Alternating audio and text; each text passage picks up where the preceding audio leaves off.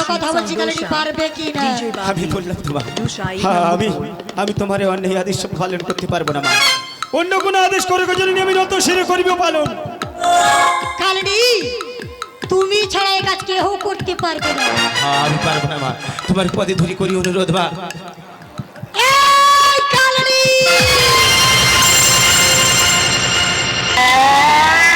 ভালো কথা বলছি কালনি পারবে কি না আমি বললাম তো মা আমি পারবো না সেই লোকিনকে দংশন করতে মা তাহলে তুমি সহজে যাবে না তাই না হ্যাঁ আমি পারবো না মা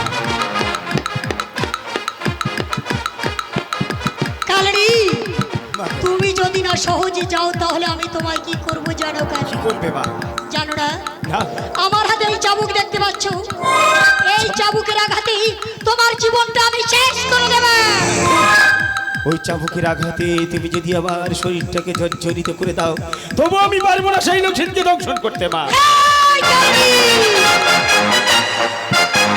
ভালো কথা বলছি কালনি পারবে কিনা না মা না আমি পারবো না সেই লোককে ভালো কথা বলছি কালনি পারবে কিনা আমি পারবো তাহলে সহ্য করো আমার এই চাবুকের আঘাত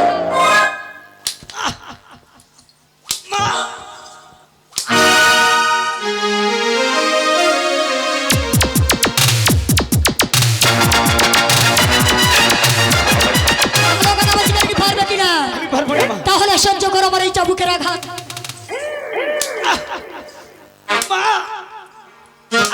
ওমা পারবো না খেতে ওমা শোনকা রই জীবন ধরে পারিব না খেতে মা সোনকা ওই জীবনে ধনী পারবো না খেতে শোনকা রই জীবন ধরে কোনো কথা শুনছে না ওই জীবনে ধনের সোনকার মাথা ধনী যা করা তা করো মাগো যা করা তা করো মাগো রবি সৈব নিন্দ্র প্রাণী কোনো কথা শুনছে না নই কেমন দেখাবি মা সোনকার প্রাণী উঠছি ওই কেমন ব্যথা দিই মা সনকে প্রাণে তুমি কই কেমন কোনো কথা শুনছে না দেখাবি মা সোনকার প্রাণী রাখো ভাই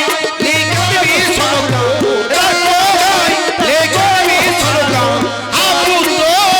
পুত্র বলে রাখো ভাই লিখবি সোনকা রাখো ভাই লিখবি সোনকা আলাই গাই বলে পারিব না খেতে সোনকা এই জীবনে ধনীর পারব না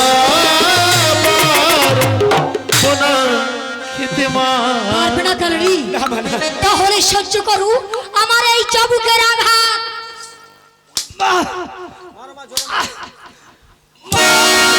ওই জন্য লোকে তোমাকে কি বলে জানো না ও মা এক চোখে মনসা কানি কে বলে তোর ভালো রে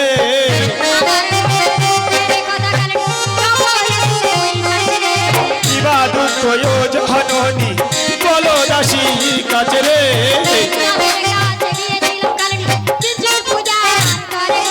কোন পোচালে তেহরাজা বুঝিল তো মারে রে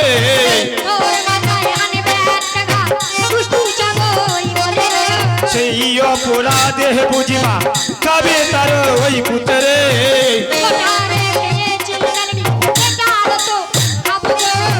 সত্য কর জহননি বাঁচাইয়া সব দেবে রে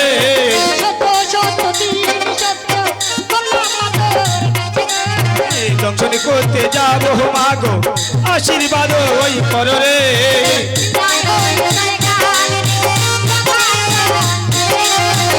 এক চোখে মনসা কানি কে বলে তোর ভালো রে এক চোখে মনসা কানি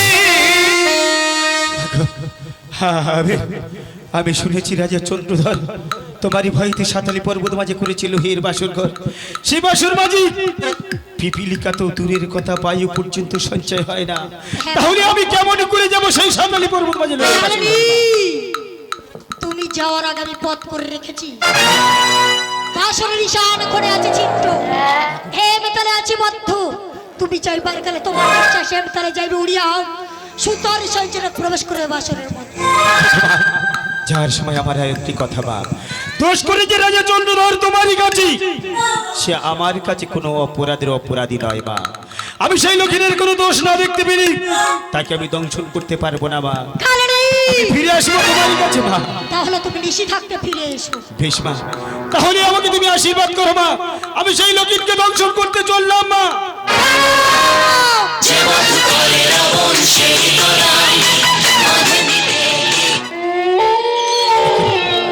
তুমি আমাকে আবার ফির পিছু কেন ডাকলে মা?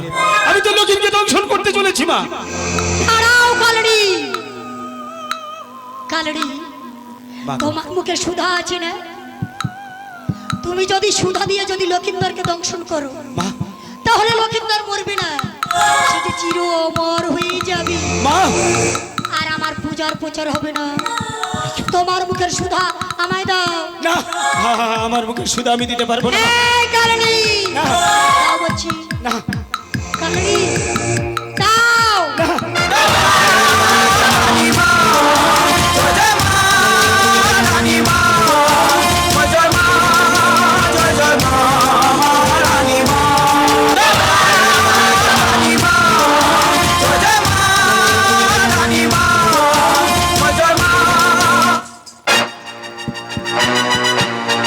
কালড়ি তোমার মুখের সুধা আমি নিলাম, আর আমার এই কালকুট বিষ তোমার মুখে দিলাম।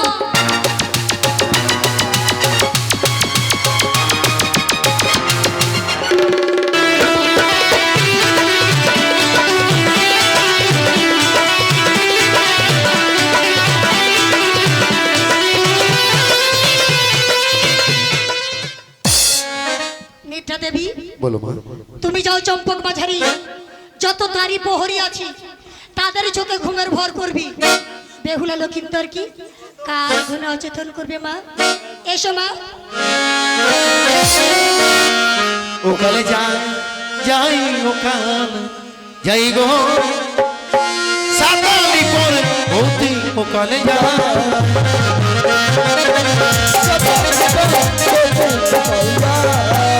পাল পর্বত ভেঙে কালিনী কত দূরে যাই গো ওকালে যাই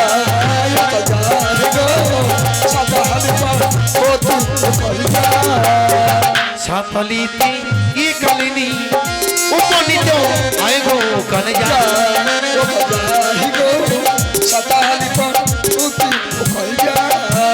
কেমনি প্রবেশ করব মাগো পদ নাই আয় গো ওখানে যা যাই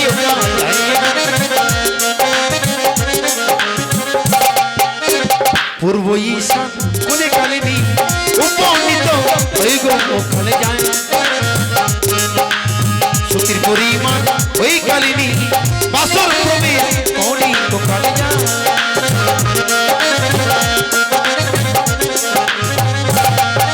কেমন এ দংশন করবো আমি বাচ্চা লকার নাই গো কালে যা লক্ষ্মীন্দরের পদ তলে কালি বাসা বেঁধে জয় গো কালে যাই যাই ওকা যাই গো সকালি পর হতে কালে যা এই তো আমি যে সাতারি পর্বত মাঝে এসেছি, কিন্তু লক্ষিণকে কেমন করে দংশন করবো? ওগো মা, তুমি আমার পদ বলে দাও। কালীর নয়ন জলে ও জনে বুক ভেসে যায়, হাই কেমন দংশন করিব মা বাচ্চা লকার গায়। কালীর নয়ন জলে জলে মুখ বেশি যায়, কেমন দংশন করিব বাচ্চা লকারে গায়। কালীর নয়ন জলে মাথায় যদি দংশন করি, মাথায় বিয়ের ঠোপর, মুখে যদি দংশন করি, মুখে বিদু হাসি। কালীর নয়ন জলে জলে মুখ বেশি যায়, কেমন দংশন করিব বাচ্চা লকারে গায়। কালীর নয়ন জলে হাতে যদি দংশন করি, হাতে বিয়ের আংটি, পায়ে যদি দংশন করি, পায়ে বিয়ের আলতা। কালীর নয়ন জলে মুখ বেশি যায়, কেমন কেমনে দংশন করিব বাসা লোকের গায়ে কালির নয়ন জলে হাতি পদ পাই পদ পদ্ম সারি সারি কলকাতাতে দংশন করিব বুঝিতে না কারি কালির নয়ন জলে ও কবি সে যায় কেমনে দংশন করিব বাসা লোকের গায়ে কালির নয়ন জলে কেন কালি কালিনী আমার গেল পদ তলে পাশো মারা দিতে লকির পদা ঘাট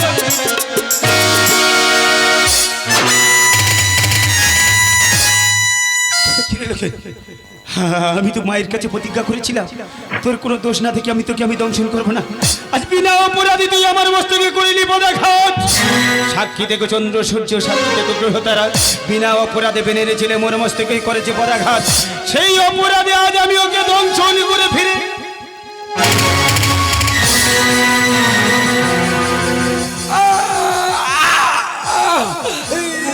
কি বিশেষ জ্বালা আমার পায়ে যেন কিছু দংশন করে পালিয়ে আমি যে বিশেষ জ্বালা সহ্য করতে পারছি না কেন রাখি ওরে কালি রে আমি তো তোর কাছে কোনো অপরাধ করিনি, তবে কেন বিনা অপরাধে আমাকে দংশন করে পালিয়ে যাচ্ছিস? আমি তোকে পালিয়ে যেতে দেবো না রে। আমার কাছে আছে বিয়ের জাতি, আমার এই বিয়ের জাতি দিয়ে না আমি তোকে শেষ করে দিলাম। দংশন করে পালিয়ে গেছে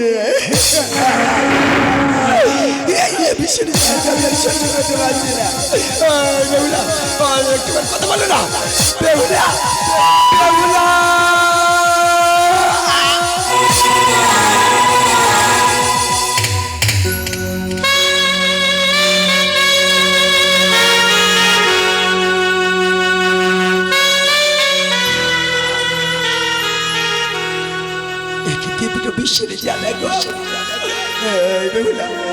তুমি কেন আমার ডাকে সারা দিচ্ছ না? উঠে তাকিয়ে দেখো না, ওই কালী আমাকে দংশন করে পালিয়ে গেছে গো। এইভাবে একটি বার ওঠো পিতা গো, আজ কেমন নিজের লোহ বাসের ঘরে রেখে গেল পিতা। আজ একটি বাড়ির জন্য দেখে যাও না, এই নিজের বাসর করে না ওই কালিনী না আমাকে দংশন করে চলে গেল গো পিতা। একটি বাড়ির জন্য এসে দেখে যাও।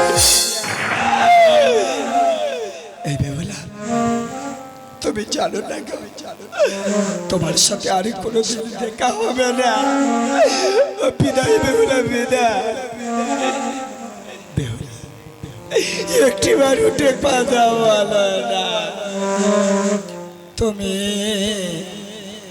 আজ জানো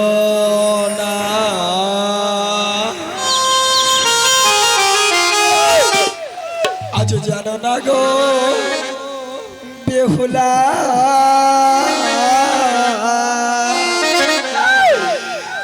আজ তুমি মন জীবনে আজ প্রেমিকা তুমি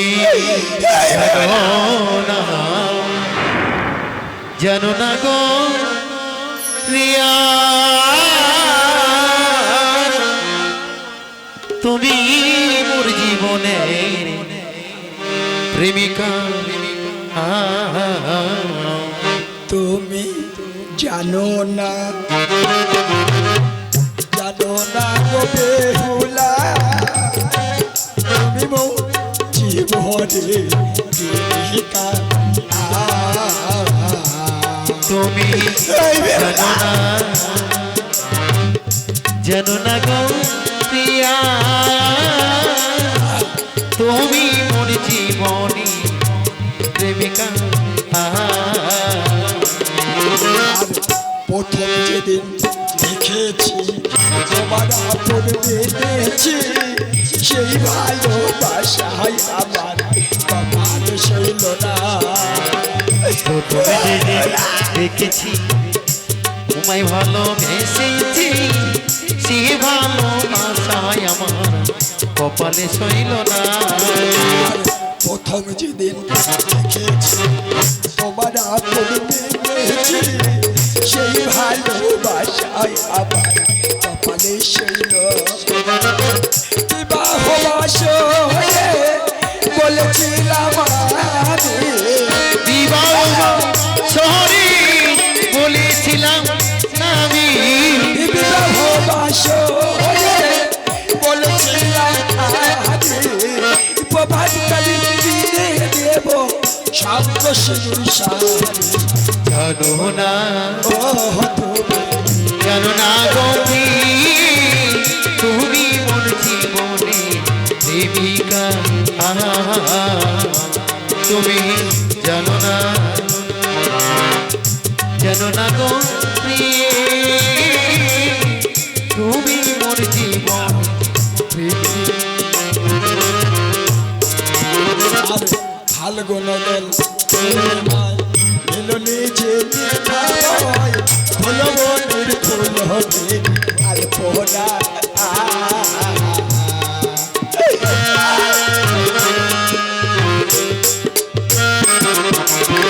ফাল্গুন দল এলো নিজে ফুল বনের ফুল হবে আর পোনা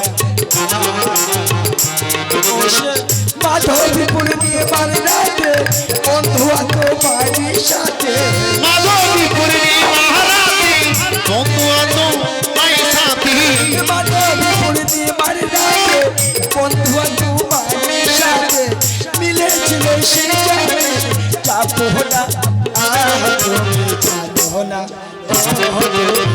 জানো না গো পিয়া তুমি জীবনে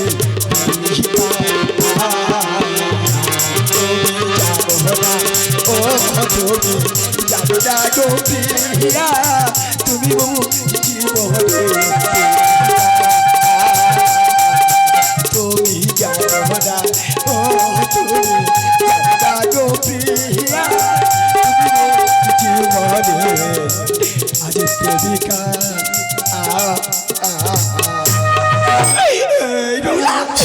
একবার কথা বলো না, পুষের জ্বালা যে আমি আর সহ্য করতে পারছি না গো পিতা, ও গো পিতা কে বললো বাসের ঘরে রেখে গেলে গো পিতা, আজ আজ আমার রাজা সাজার হলো না, বেহুলা তোমার রানী সাজা হলো না গো, এই চলো বাসন করে কেমন ভাবে চারিদিকে আধার নেমে আসছে, ও আমি যে আর কিছু দেখতে পাচ্ছি না, বেহুলা তুমি কোথায়,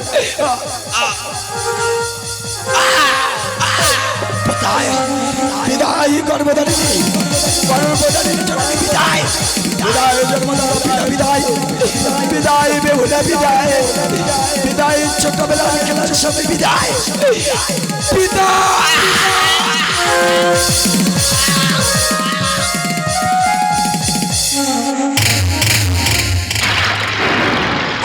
শোন শোন ওরে বেহুলা, আজ তোর সোহাগ রাত, স্বামী বলল সর্পাঘাত,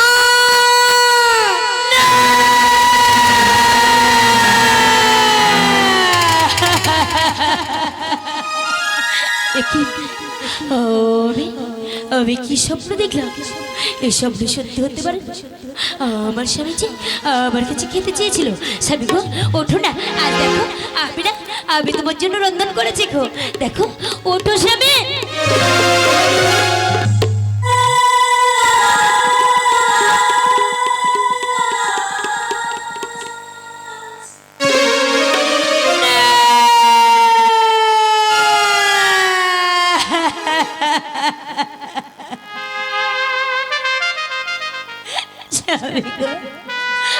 আজ আমার স্বপ্ন যে সত্যি হয়ে গেল।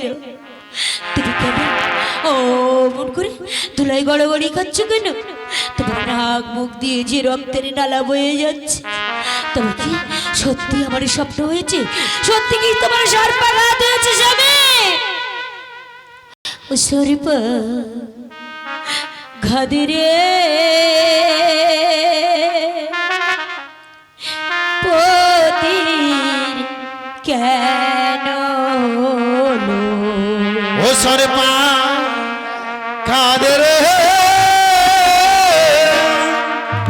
আমার পতির কেন হলো আর কেন হলো বিধি, কেন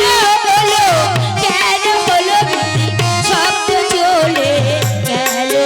পতির কেন হলো শরীফা কাদরি পতির কেন হলো হাতেরই সঙ্গ আমার হাতে রইল, আমার হাতের সঙ্গ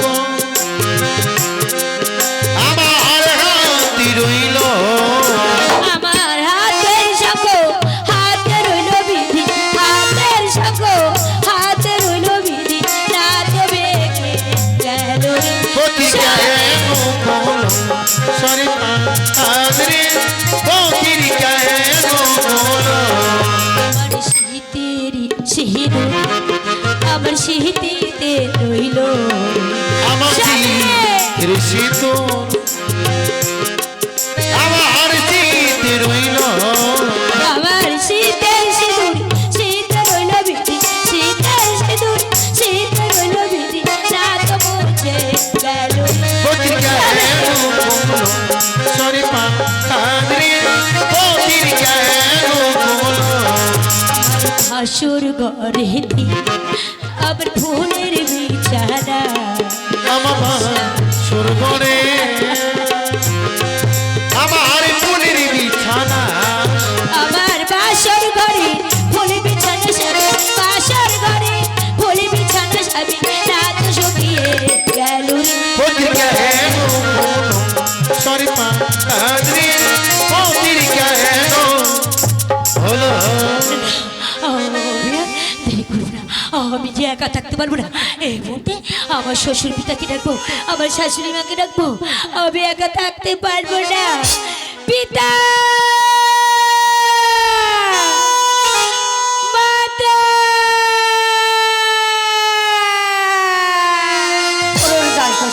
চল মা চল, আমার পুত্র বধূদের আজ বাসি বিয়ের বরণ করে আনবো আমার এই রাজপ্রাসাদে। ওই একবারে দাঁড়ি খুলে দে আজ ও মা বেহু লা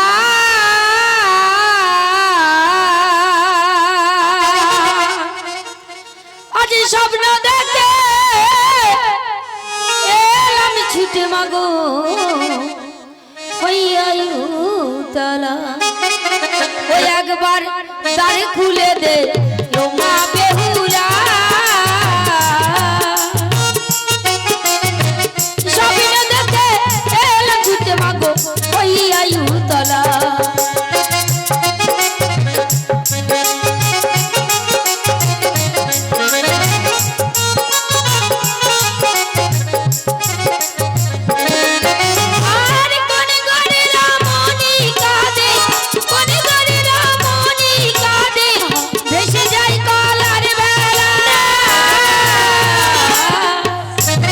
স্বপ্ন দেখে এলাম ছুটে মাগো হইয়া উতলা একবার দাঁড়ি খুলে দে ও মা বেহুলা স্বপ্ন দেখে এলাম ছুটে মাগো হইয়া উতলা। বধূ মাতা একটিবারে দাঁড় খুলে দাও মা, একটিবারে দাঁড় খুলে দাও। আমি তোর খুলতে পারবো না, আমি তোর খুলতে পারবো না মা। প্রথমত বাবু, একটিবার দাঁড় খুলে দাও না মা। বেশ মা, তুমি দুয়ার খুলতে বলছো, আমি দুয়ার খুলে দেবো মা। এই আমি দুয়ার খুলে দিলাম। বধূমাতা তুমি এমন ভাবে কাঁদছো কেন? আর আমার পুত্র লক্ষ্মী বলো না আমার পুত্র লক্ষ্মী কেমন আছে? আমি কেন কাঁদছি শুনবে মা? কেমন আছে তোমার পুত্র আমার স্বামী না, আমার স্বামী যে সর্পাঘাত হয়েছে মা, সে যে মারা গেছে মা।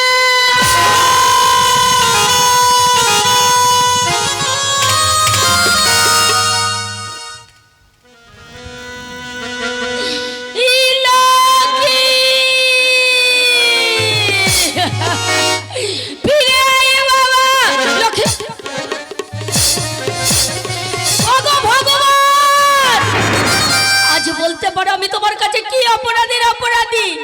আমার ছয় পুত্রকে নিয়ে তোমার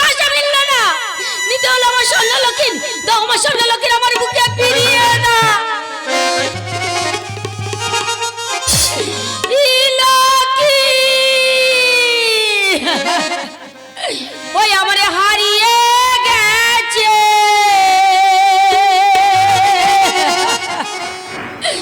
আজি সোনার লক্ষ্মী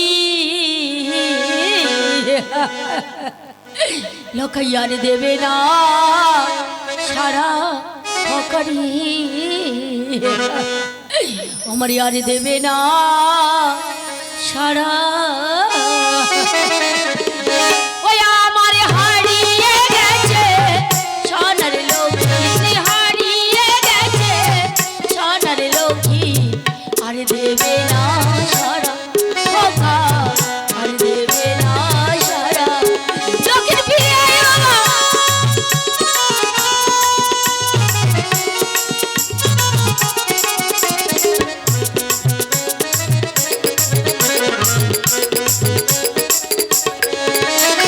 কে ডাকিবে আমা বলে কে ধরিবে চলে আমার এই লখাই আরে দেবে না সারা লখাই আরে দেবে না সারা আমার হারিয়ে গেছে সোনার লক্ষ্মী হারিয়ে গেছে সোনার লক্ষ্মী আর দেবে না সারা লখাই আর দেবে না সারা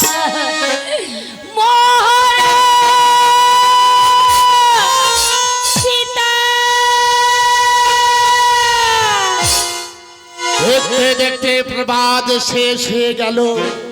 কত পশু পক্ষীর কলরবে শোনা যায়। ওগো আমার প্রজাবাসীগণ, তোমরা সবাই সংকল ধ্বনি দিয়ে চলে আজ আমি যাব সাঁওতালি পর্বতে পুত্র বধূকে ফিরিয়ে আনবার আজ প্রাসাদে। তবে কেন ডাকে আজ সনকা বারে বারে? আমি আর দেরি করব না, এখনই যাব আজ সাঁওতালি পর্বতে। সনকা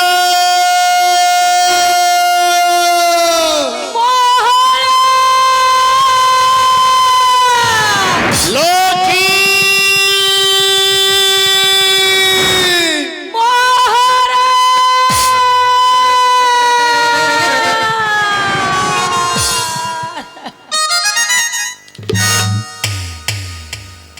একি বধূমাতা সনকা, পিতা আজ এই আনন্দের দিনে কেন অশ্রুধারা বইছে তোমাদের এই দুটি নয়ন? কেন আজ মোরে পদতলে পড়ে আছো সাঁওতালি পর্বতে লোবাসনে? মহারাজ আজ আমার বত্রলক্ষীর কথাই আমি দেখতে পাচ্ছি না কেন সনকা? মহারাজ বলো না গো, তাকে দেখো প্রভাত শেষ হয়ে গেছে, সবাই অশ্বে শঙ্খ বাজে উলুধ্বনি দেয়। মহারাজ বিবাহবাসী বেরণ করে নিয়ে যাবো আমার রাজ প্রাসাদ। ওগো মহারাজ, আমি তো এসেছিলাম আমার পুত্র বধূদের আজ বাসে বিয়ের বরণ করে নিয়ে যাবো আমার রাজপ্রাসাদে। জানো মহারাজ, আমাদের লক্ষ্মী না, আমাদের লক্ষ্মী তোমাকে কোনোদিন পিতা বলে রাখবে না গো, আমাকে কোনোদিন মাতা বলে রাখবে না, সে যে মারা গেছে।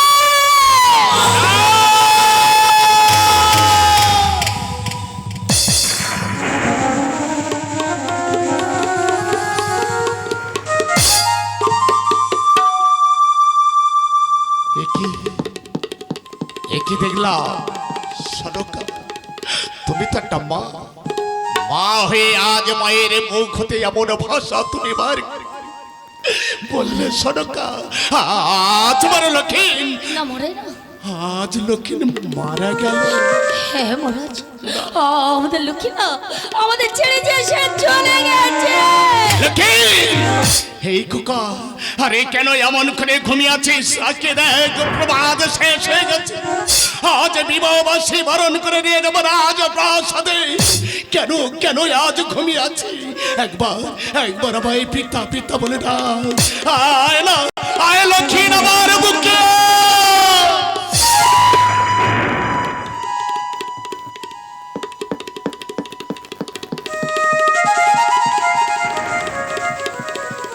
বধূমাতা পিতা, আজ আমার লক্ষ্মী ঘুমিয়ে আছে, কেন আজ মায়ের পিতা বলে ডাকছে না? বলো না, বলো আমার লক্ষ্মীর এই লোবাসরে কেমন করে হারিয়ে গেল? সনকা ও গো মহারাজ তুমি তো বলতে পারো বলেছিলে। আজ কাকে বধূমাতা বলে ডাকছো? ও যে কলঙ্কিনী। একটি নিশির জন্য ওর হস্তে তুলে দিয়েছিলাম আমার পুত্র। কই দিয়েছে আমার পুত্রকে আমার কাছে ফিরিয়ে? দেয়নি গো, দেয়নি। চাই না ওরম বধূমাতা, চাই না ওরম বধূমাতা। সনকা মহারাজ তুমি তো নিজেই বলেছিলে ওগো মহারাজ, আজ আমার পুত্র লক্ষ্মীকে আমি বিবাহ দেবো সাঁওতালি পর্বত করে লোবাস। আমি তোমার জিজ্ঞাসা করেছিলাম কেন সনকা, তুমি তো আমার বলেছিলে এক এক করে 6টি পুত্র আমি হারিয়েছি, আজ পেয়েছি একটি মাত্র পুত্র, তাকে আমি হারাতে চাই না। তাহলে দেখো না সনকা, আজ আমাদের লক্ষ্মী অনেক দূরে চলে গেল। আমার লক্ষ্মী আমাকে মা বলে ডাকবে না, তোমাকে পিতা বলে ডাকবে না। লক্ষ্মী ফিরে আয় বাবা।